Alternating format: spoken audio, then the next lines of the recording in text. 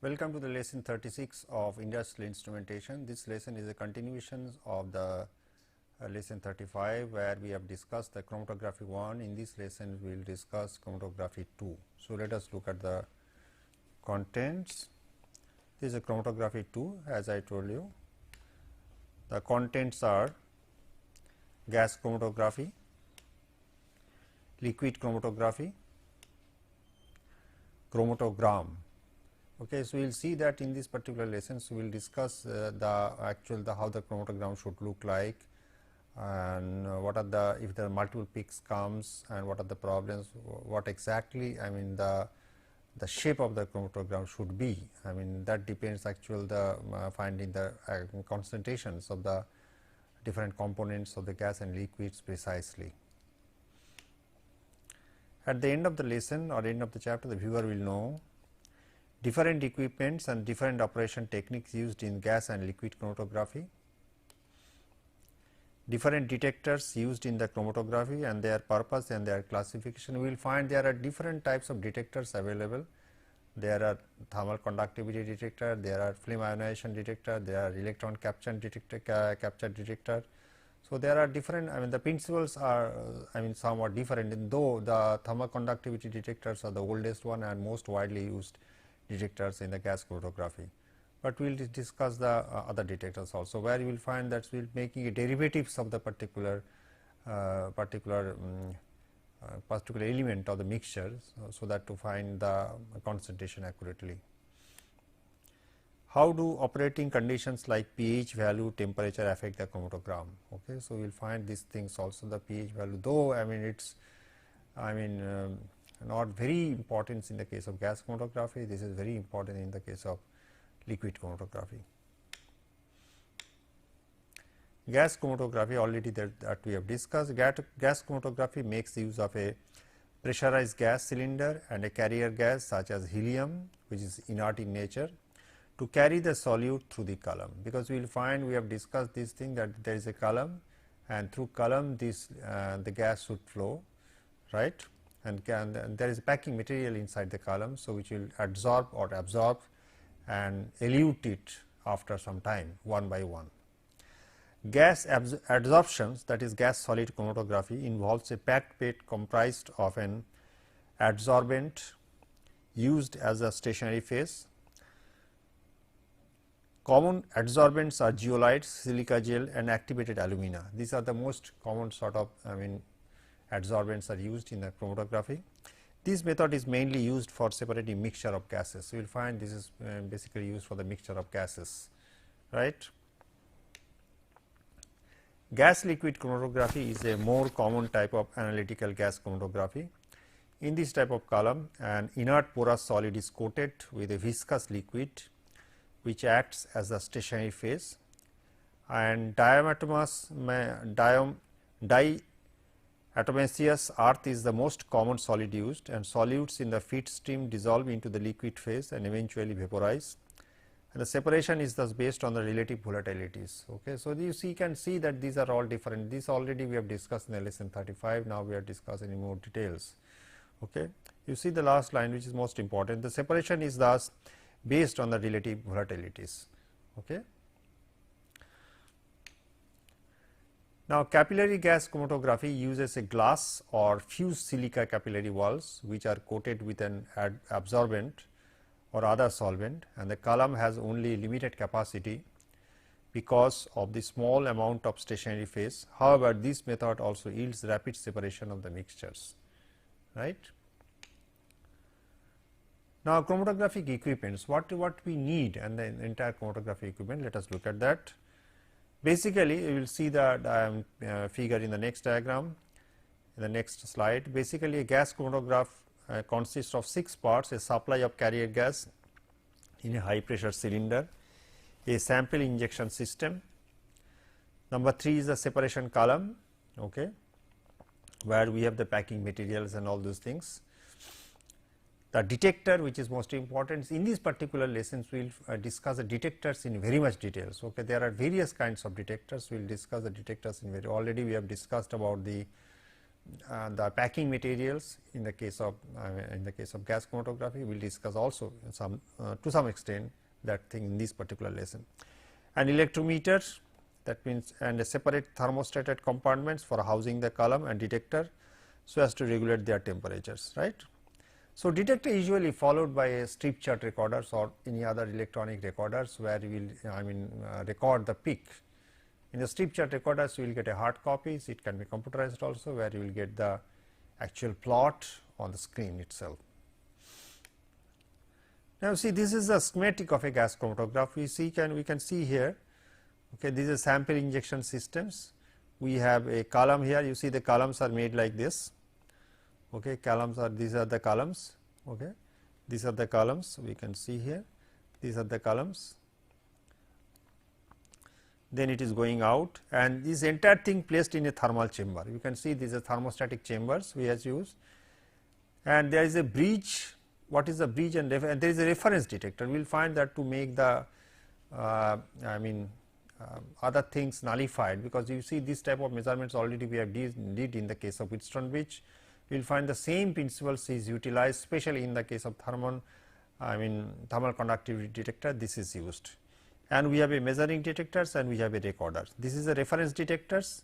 Okay, this has no column, nothing is there, only detector is there, and there is a measuring detector, because measuring detector, suppose the detector, if the temperature, if I want to make the temperature independent or ambient temperature variation independent, so in that case I should use a reference detector. Reference detector has no column, nothing, but it has the same, same material, same, what are the inside the components, so that the temperature variation everything will be nullified, and I will get the only the this will go to the two opposite arms of the Wheatstone bridge, so that it will be nullified. We will see this thing in the next, in subsequent slides. Now, sample injection systems, let us look at. The sample must be introduced as a vapor in the smallest possible volume. Sample should be very, very small. So, small is the small is the amount that is better for our detection. The peak will be better, that is most important thing, right. So, the sample should be, because ultimately we are measuring the relative concentrations. Okay. So, it does not matter if it is small or large. So, if it is small, so it is good for us. Okay. The detection will be easy, the peak will be more separable, we will see that type of things. The sample must be introduced as a vapor in the smallest possible volume and in a minimum of time without decomposition. It should not be decomposed, that is most important thing. Liquid samples, its order of 1 to 10 microliters in a volume are usually injected by a micro syringe through the self-sealing silicon rubber septum. Okay. So, it is a very small amount that we can see 1 to 10 microliters, and it should have a micro syringe, so that a very small amount can be injected. The most accurate and precise method for the gas sample used a calibrated sample loop of 0.5 10 milliliters and a multi-port rotary valve. So, different types of rotary valves will be used in the case of this type of sample injections, okay, because sometimes we need a valve, so that the precise amount can be injected. The smaller the sample, the better the peak shape, that I told you. Okay, the peak shape should be better and better. How the peak should look like, let us look at that. You see, the peak should be, the ideal peak should be, suppose I have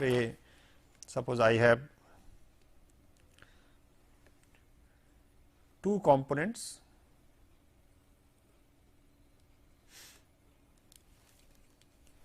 So, time, it is in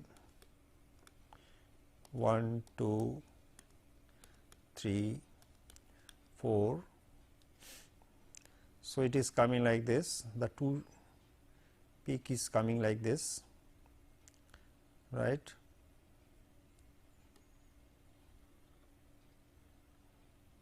It is a good separation of the two components, the two peaks are coming like this. It might be sharp also, it may not necessarily it will be like this one, it can be sharp also, it can be like this one, it can be very sharp like this one also. Okay. Now, if this is always possible if the sample quantity is very small.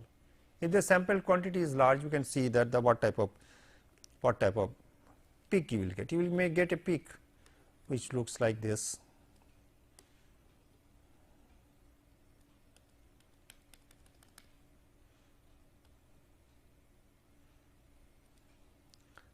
actually looks like this one. So, it is very difficult to find the area under the curve from this graph. So, this is the other way why we give so much emphasis on the small quantity of the sample, right.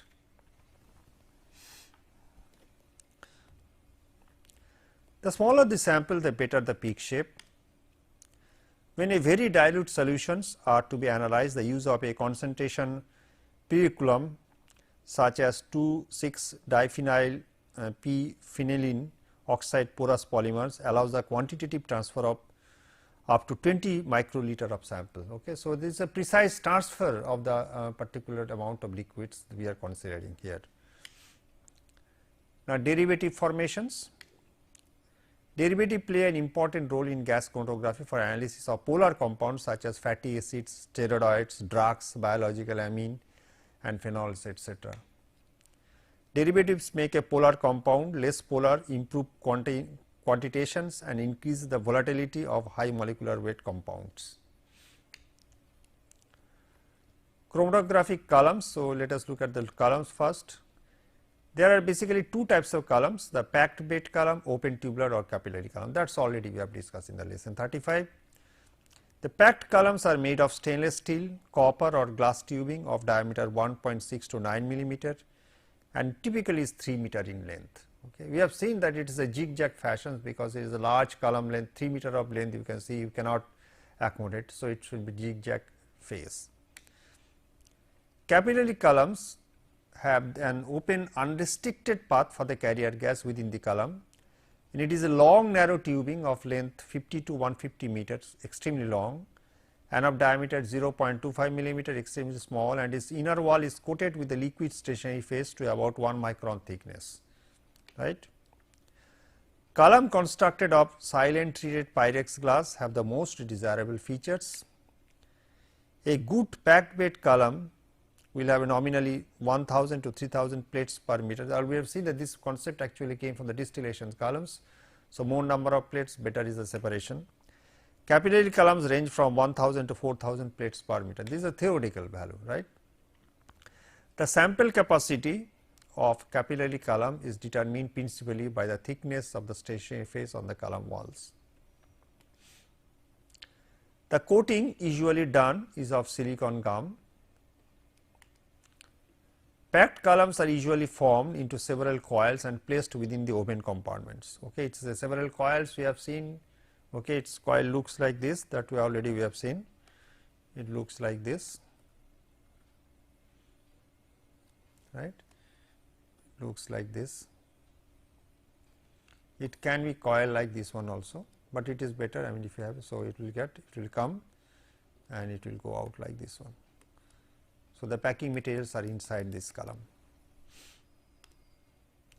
So, the packed columns are usually formed into several coils and placed within the open compartment. Open compartment is nothing but a temperature, is a thermostat based or more precisely controlled temperature environments.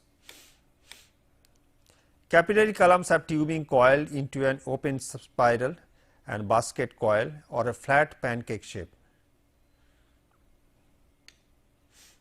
Supports. The purpose of the support is to provide an inert surface onto which the stationary liquid phase can be placed in a packed column. The diatomaceous earth supports may be either fire brick derived materials like chromazole P and anachrome ABS, etc. These special materials. The acid washed grade will perform quite well for the analysis of relatively non-polar samples. Liquid phase. The stationary liquid phase provides the separation of the column. In addition to selectivity, the liquid phase should be chemically or thermally stable. That is most important thing. Now, ovens, as I told you, the oven is used for maintaining the precise temperature control around the column. Okay. Hence, the column oven should be free from the influence of changing the ambient temperature and should have a well designed and adequate airflow system. There should be good airflow systems, otherwise temperature control will be difficult. Detectors. Now, detectors we will discuss in very much details, as I told you. The detector senses the presence of the individual components as they leave the column as they leave the column, so we will have the, so all the detectors, we have injection systems, we have a carrier gas, okay, we have a solvent pump, everything is there. So, it will go to the column, from the columns it will come out, it will elute depending on the absorbent material, and ultimately it is come to the detector. So, all the columns will be followed by detector, and detector will be followed by another recorder. The detector output after amplification is traced on a recorder, as I told you, right.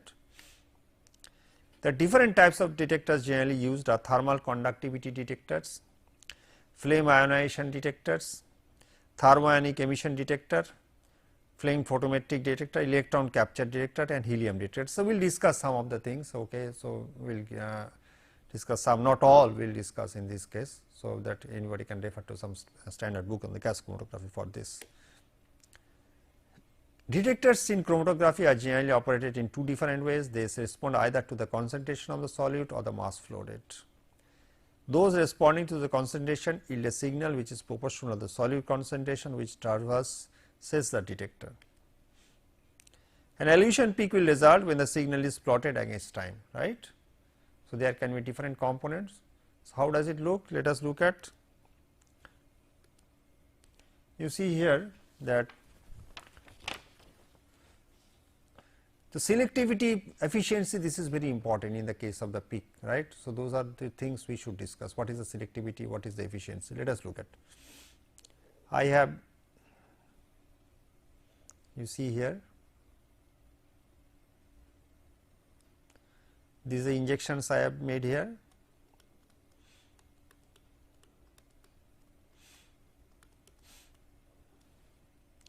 This is adequate selectivity,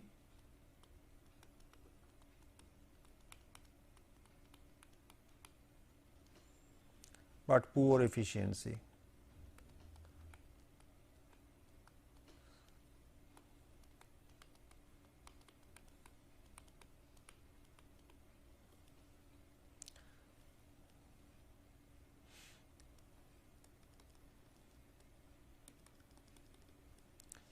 You see here,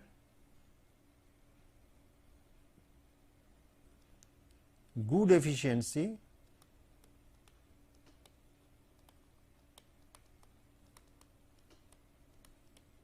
and selectivity. This is the desired characteristics and selectivity.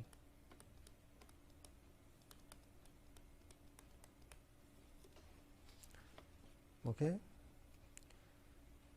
And you see this is another one where you can see like this one. This is a good efficiency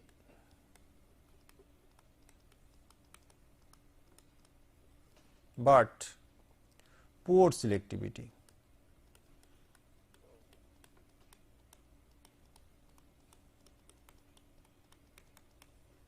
Okay. So, selectivity, efficiency, I mean everything we have discussed for the two columns in this particular slide, right. So, these are the desired characteristics for any, I mean the peak should be look like this one. So, who will decide this one? Actually, this will be decided in the detector itself, efficiency of the detector, selectivity of the detector. So, the two most important thing for the detector is the selectivity and efficiency, and also the partition ratio, right. So, an elution peak that I just drawn, elution peak, the peak is the what we have drawn is called the elution peak, right. So, this is the peak which we have drawn, talked about. So, this is the suppose. So, this peak is called the elution peak because it will come out of the gas and suddenly it will detect at the output.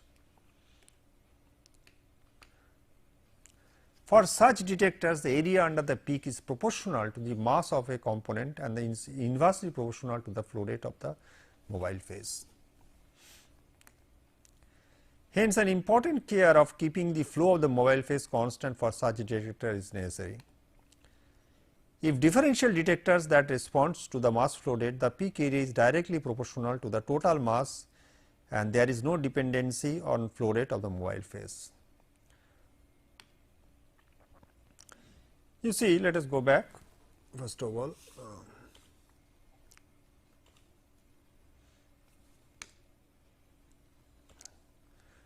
Now, you see when I talked about the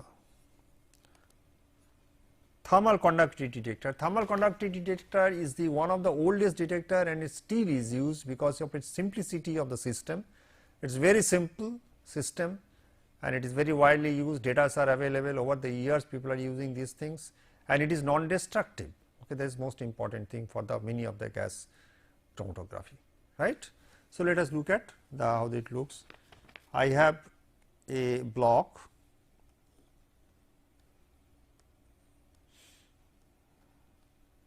looks like this. Okay, let me take a new page. Block is there and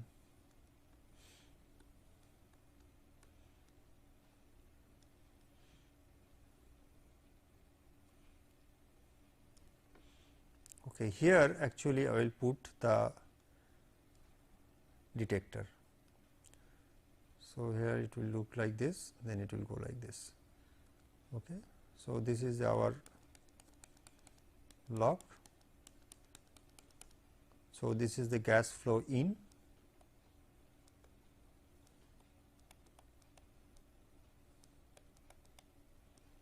and this is the gas flow out.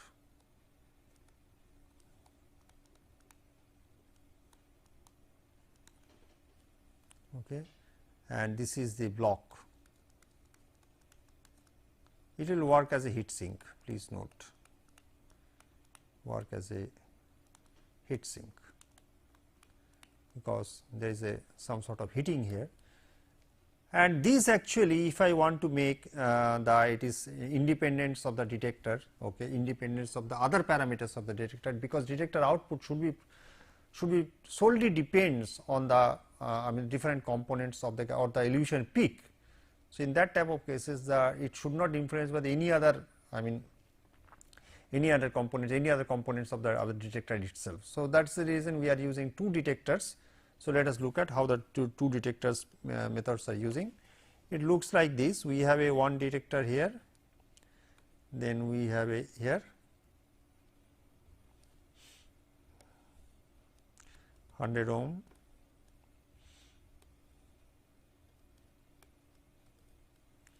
this is 100 ohm, bridge balance. So, there is an ammeter 0 to 500 milliampere. This is coming through a resistance 100 ohm, it is coming here. So, this is excitation voltage Ex, bridge excitation. So, this is coming to the recorder, because this is the unbalanced voltage. Okay. So, this is the detector 1,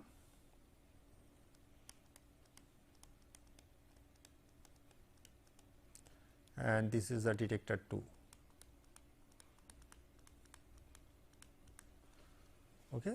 So, same carrier gas is passing through both the detector. Okay. So, in both the cavity, that means cavity means actually we are showing that we can have a 4 same sensors also. Okay. So, it looks like this, you see this is the thing, let me first explain, then I will go to that. See, two detectors are there. So, same carrier gas is passing through both the detectors, but there is no column or anything on the detector 2. Initially what we will do, I will balance with the by varying this potentiometer, I will balance the bridge. So, whenever the detector I mean the elution peak comes, that means when the gas is coming out, I will have elution peaks.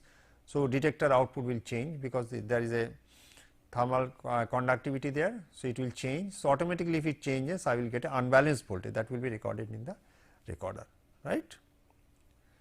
Now, again you see in the hydrogen flame ionization detectors for high sensitivity analysis of organic compounds, hydrogen flame ionization detector is used. That is different things. Okay, we will discuss that thing also. So, two detectors are using, you see we can have 4 detectors also, 4 detectors in one block itself, right. It looks like this, you see. So, what we have 4 detectors, this is a block. I can have 2 detectors and I can have 4 detectors also. it is coming like this one, right. Okay, let us go back. Now, you see this is the flame ionization detectors. As I told you, this flame ionization detector is one of the detectors. So, the different components in the flame ionization detectors. This is the exit end of the column. Let us look at. You see here a jet capillary is there. Okay. It is flown through this one. This is the hydrogen air flame, and air is coming through this one, and this is with the air and hydrogens. It is so we have a collector assembly nut, we have insulators, and we have a collector roll. We are putting across the high voltage inside the detector plates. So, what is this? Let us explain. The flame ionization detectors is currently one of the most popular detectors because of its high sensitivity, wide range, and great reliability. As shown in the figures, this particular figure, figure 2, I think, figure 2, the column effluent enters the burner base through the multiport filter. So, through this one it is enters and is mixed with the hydrogen gas, and mixture burns at the tip. This is the tip of the hydrogen, you see this is the tip. Let me okay. So, this is the tip, you can see here, this is our tip, hydrogen tip. The jet air with air or oxygen, because through air it is coming, so it is going down and is burning. Ions and the free electrons are formed in the flame, and these enter the gap between the two electrodes. We have two electrodes, and there is a high voltage and the flame jet and the collector, which may be a parallel plate or might be cylindrical. Okay. Now, this is mounted around 0.5 to 1 centimeter, 1 centimeter above the flame tip. So, above the around 0.5, either to 0.5 to 1 centimeter, half centimeter to 1 centimeter above the flame tip, and across the two electrodes a high voltage of 400 volt is applied, right, and this lowers the resistance across the gap and causes a current to flow, right. Normally, an external bucking voltage is produced to balance the potential generated by the ions and free electrons generated in the pure hydrogen air flame.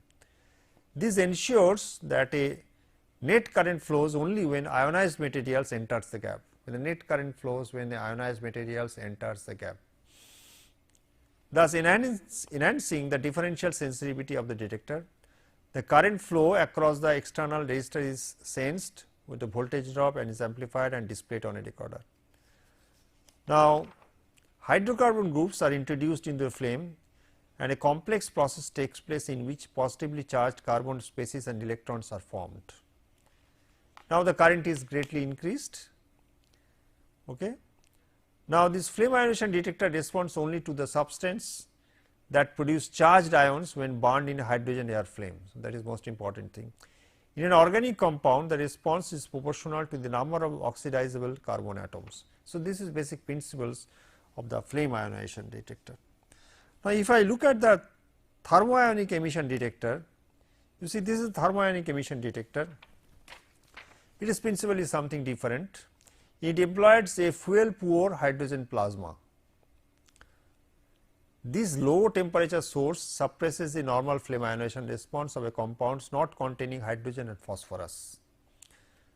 Although the response to carbon is not entirely eliminated, a non-volatile rubidium silicate bead, here you see here non-volatile rubidium silicon bead centered about 1.2 centimeter above the plasma jet is electrically heated by variable current supply to between 600 to 800 degree centigrade. This arrangement permits the fine adjustments of the bead's temperature and independent of the plasma as a source of thermal energy. With a very small hydrogen flow, the detector responds to both nitrogen and phosphorus compounds, and in enlarging the plasma, the changing the polarity between the plasma tip and the collector, and detector responds only to the phosphorus compounds. Okay, so that I can make it nitrogen, I can make it sensitive to the phosphorus compounds also.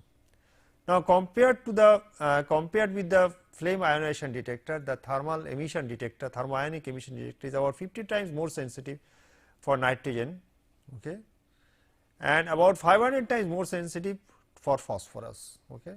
So, any traces of phosphorus, any traces of nitrogens can be better detected in the case of thermionic emission detector compared to the flame ionization detectors, though flame ionization detectors also is a comparatively new compared to the thermal conductivity detector.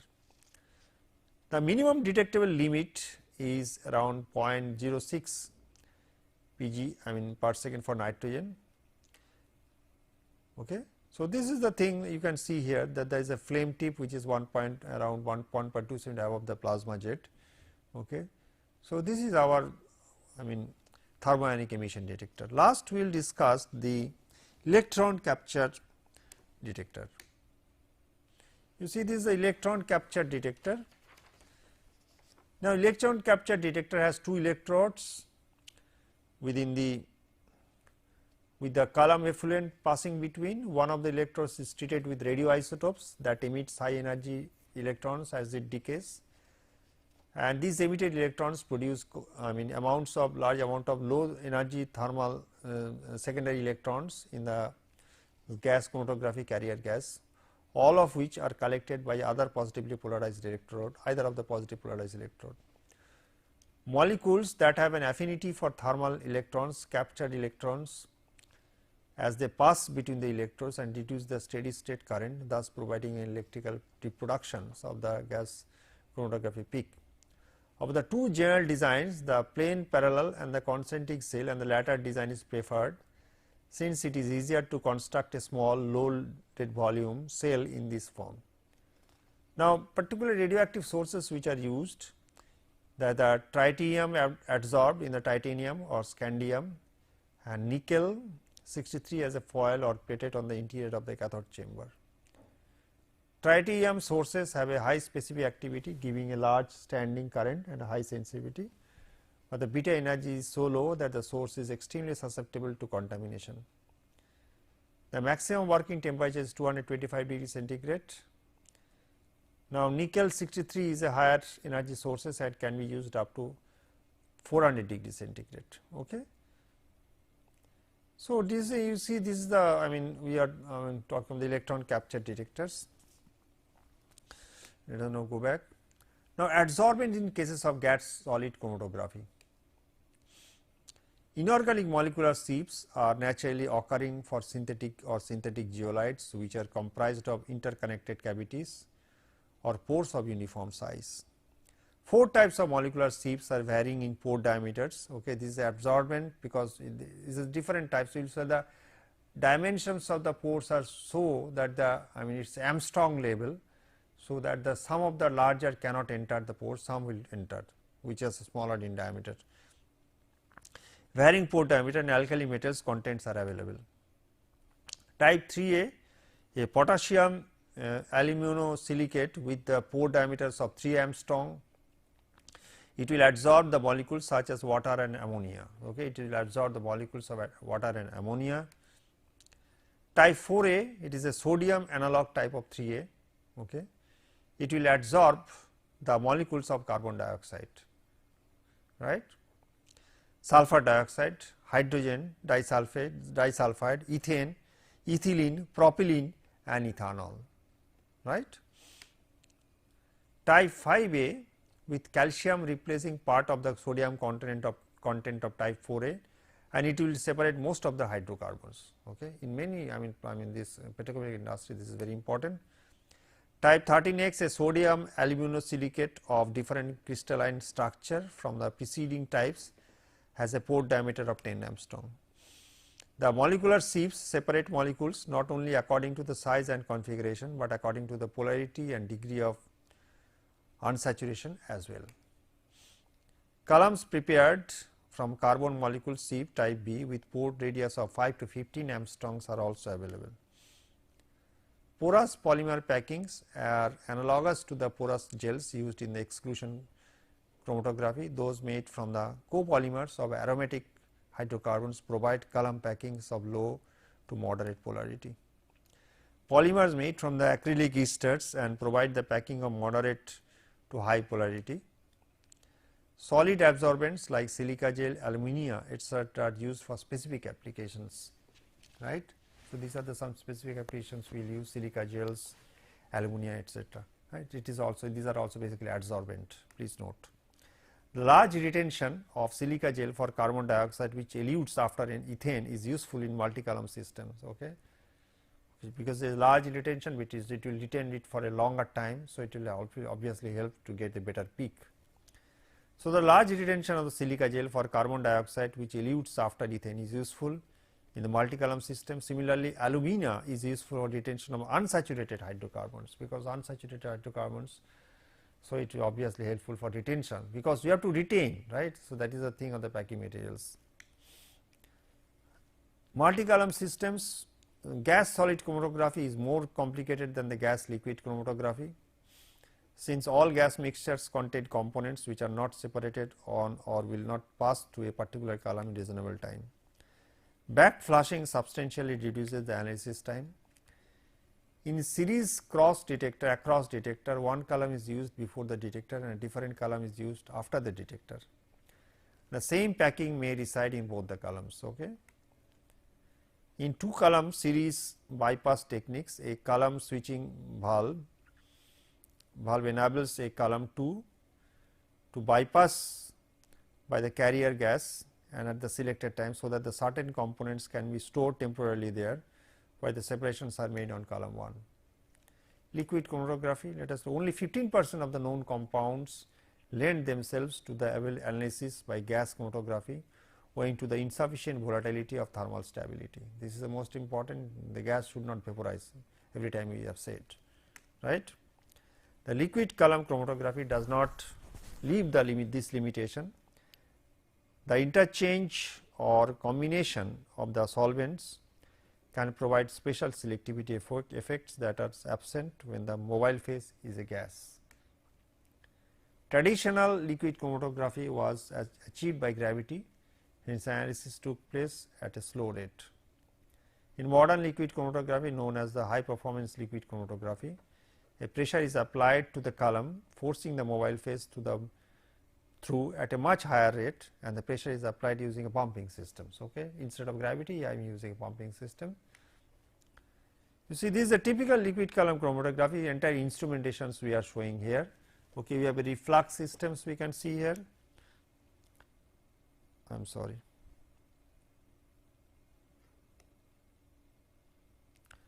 Okay, you see here.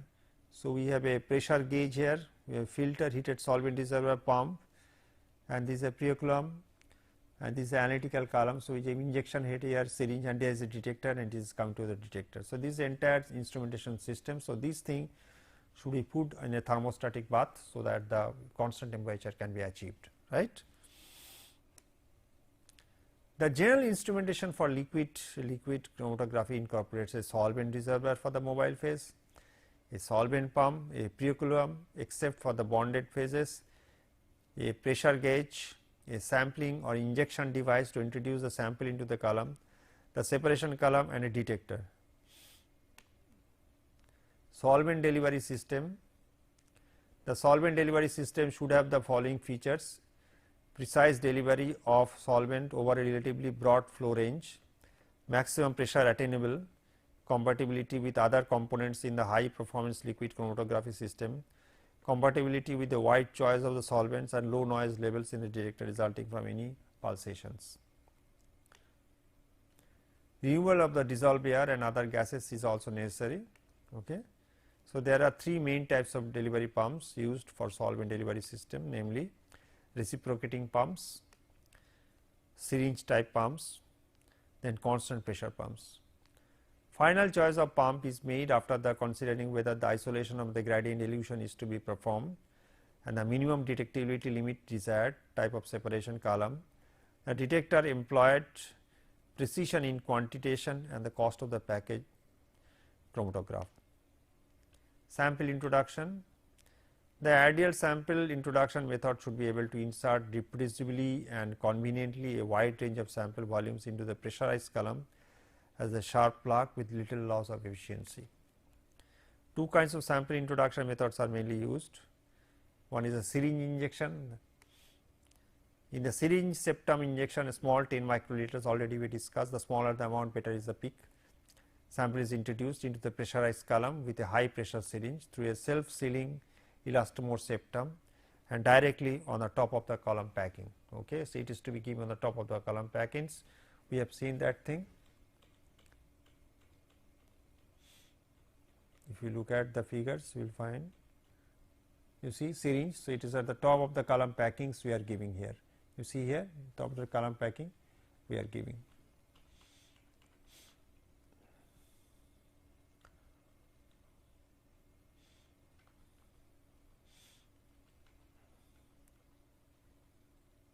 Sample introduction.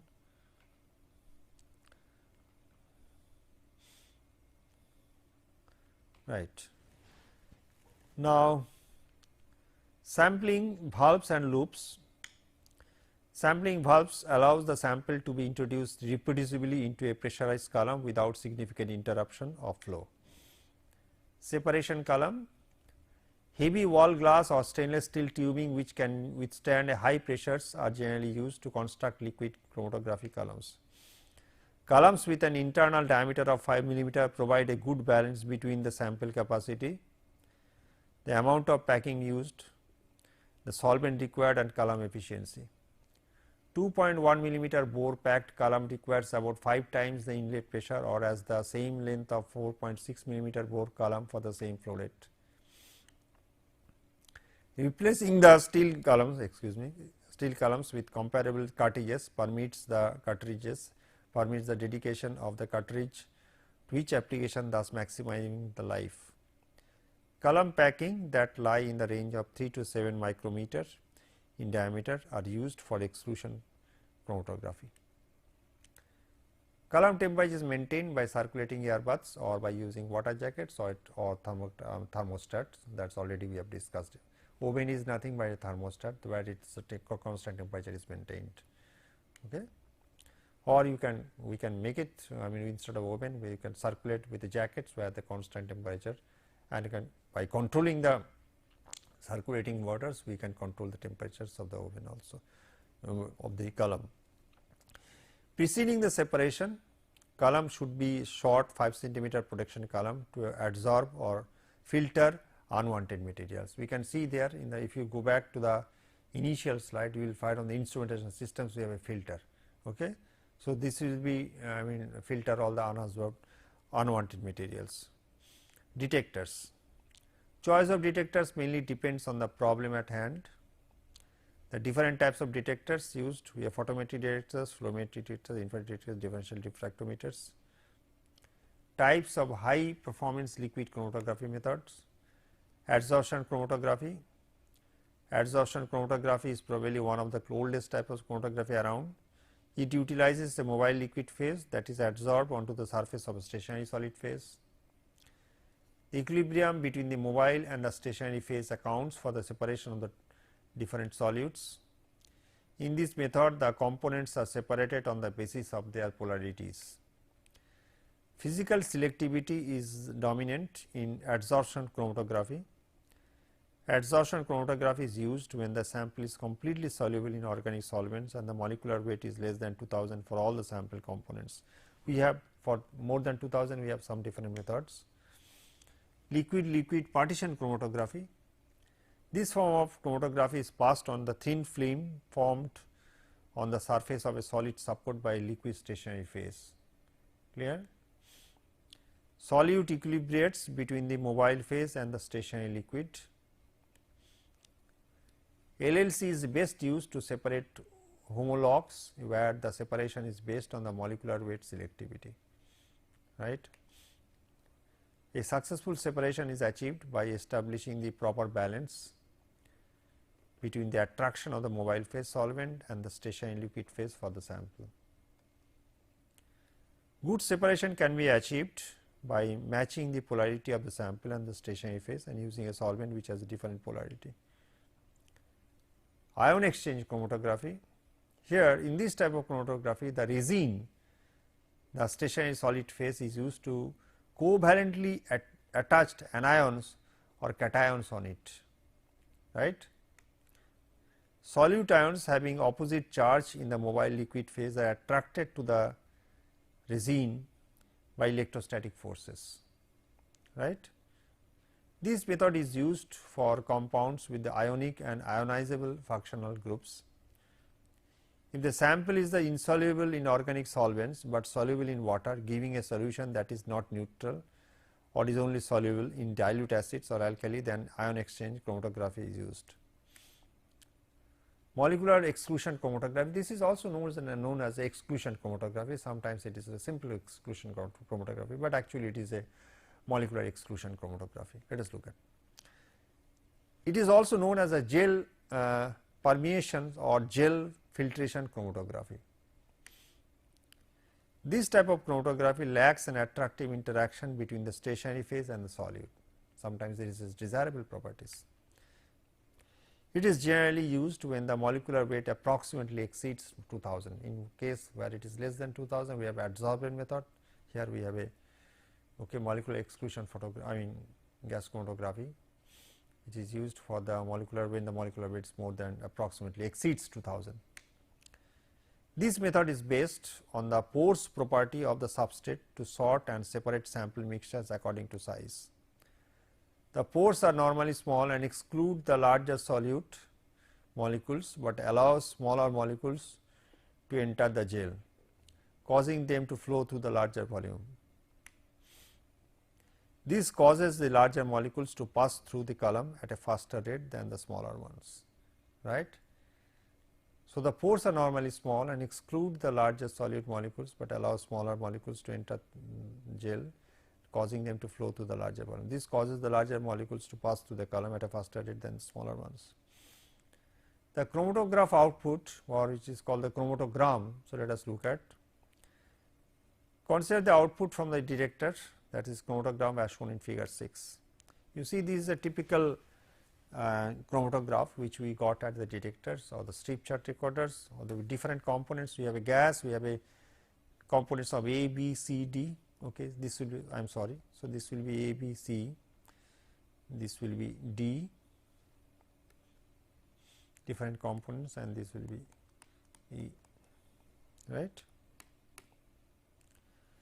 So, this is the chromatogram for the another one. So, is absorptions, this is also you see here. See, the sample is separated in the column, different peaks on the chromatograph corresponds to different components in the mixture, clear.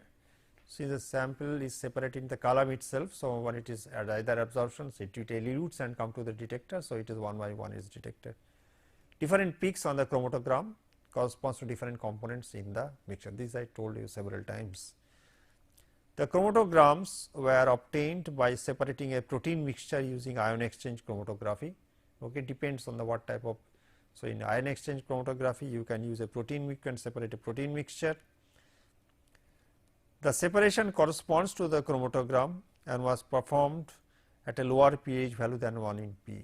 If you look at, you see the pH value is was performed at a lower value in A than B. A has a lower pH value than B. You see, obviously the separation is better in the A. So, this will tell you that actually how the pH will affect the actually my chromatogram. So, pH should be maintained okay, to a particular value. So, it should be neither low or neither high, like that. Okay, this about these chromatograms we are talking about. Since the samples is separate in the column, different peaks on the chromatogram corresponds to different components in the mixture. The chromatograms were obtained by separating a protein mixture using a ion exchange chromatography. The separation corresponding to the chromatogram, that is the A, was performed at a lower pH value than in B. This actually it should look like this, pH should not write like this, it should be like this.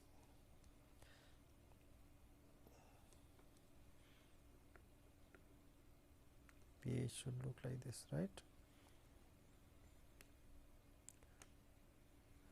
This shows that the operating conditions such as pH and temperature affect the output of the chromatography.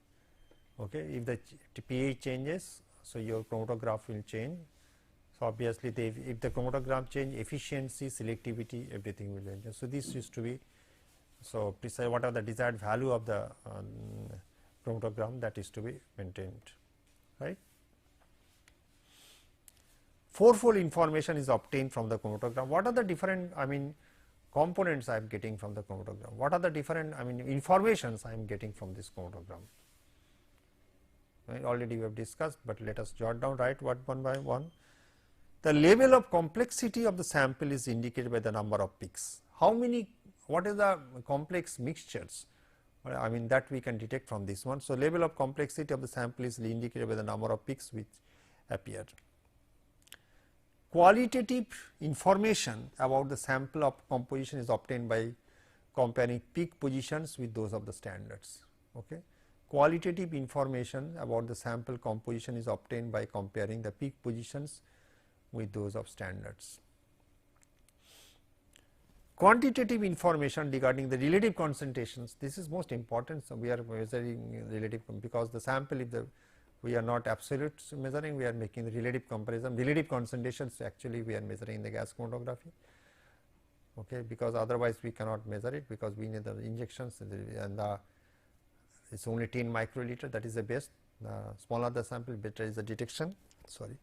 Quantitative information regarding the relative concentration can be obtained from the peak and area comparison.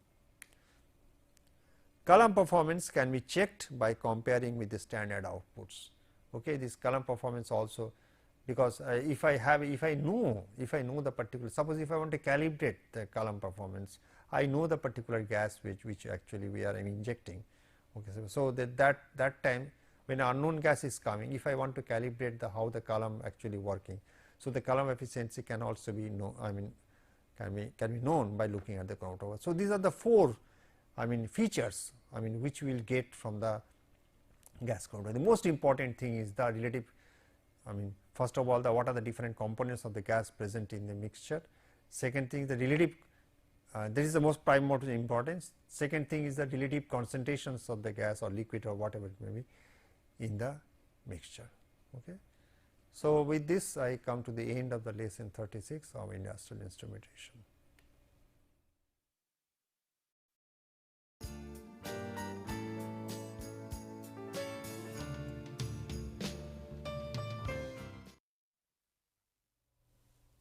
Welcome to the lesson 37 of industrial instrumentations. In this lesson, we will study the pollution measurements.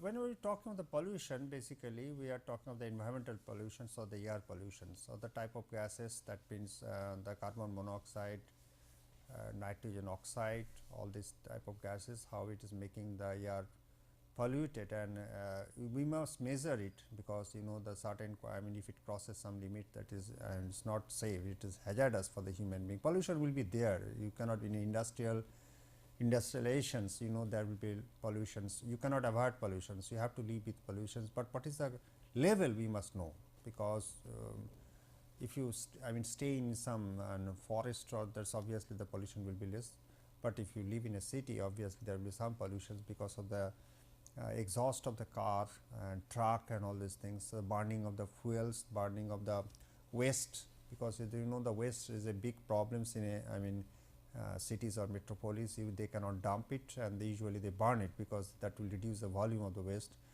So, that will cause the pollutions, the factories, the power stations, all these things will make the air polluted. Now, we must know what is the concentrations of the different gases, and if it is within the safe limit, fine, otherwise you have to check it, and we have to warn. Our goal is to warn the public or the so that they will also know that what type of pollution they are going through, and what is the what should be the safe level of content. Now, in some countries we will find that the forest fire, that also will cause the pollutions. Okay. Some countries where there is a where it like Australia, when it is very dry weathers, when nitrogen monoxides or nitrogen dioxides in the sample reacts with the ozone, which is produced by passing externally supplied O2 over UV lamp, part of the NO is oxidized to become a nitrogen dioxide, right. Part of NO2 generated in this is in the excited state. Excited state, so actually we are defining it by this one, please note.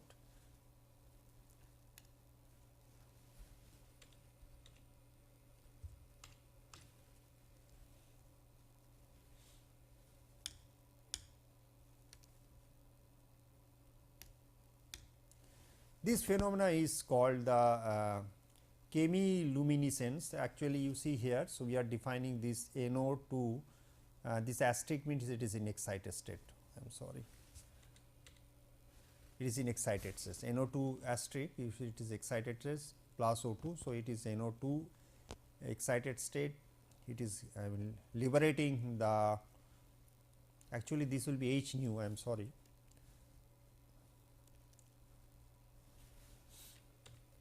This will be H nu, NO2, second equation, if you see NO2 asterisk, which goes to NO2 plus H nu, right. We can, this will be if I, this will be H nu, right. So, the light will be emitted. So, above mentioned reaction is very fast and only NO is involved without almost any effect of the other coexistent gases. So, this also you should remember, because it should not react with the other gases. So, the other concentration of other gases cannot be detected by that type of method.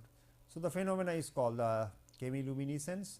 So, by this, so it is the nitrogen oxides react with ozone, it is making nitrogen dioxides, which is in excited state. It will go back to the normal nitrogen dioxide. Now, you see we have then, now this is a color code of representations of AQI. We have given the color code representations, okay, that is anybody can understand. That means green means always friendly, as you know the environment, green environments we are talking about always is a good environment. So, we have given a color of green. So, 0 to 5 I mean AQI value. So, it is green color, it is good. 51 to 100 marginal moderate, we have yellow. Yellow, well, I cannot justify why it is yellow, it is some standard is to be followed. Obviously, the green means that our environment is green, always is better for us. Then we have 101 to 200 unhealthy, poor, I mean orange.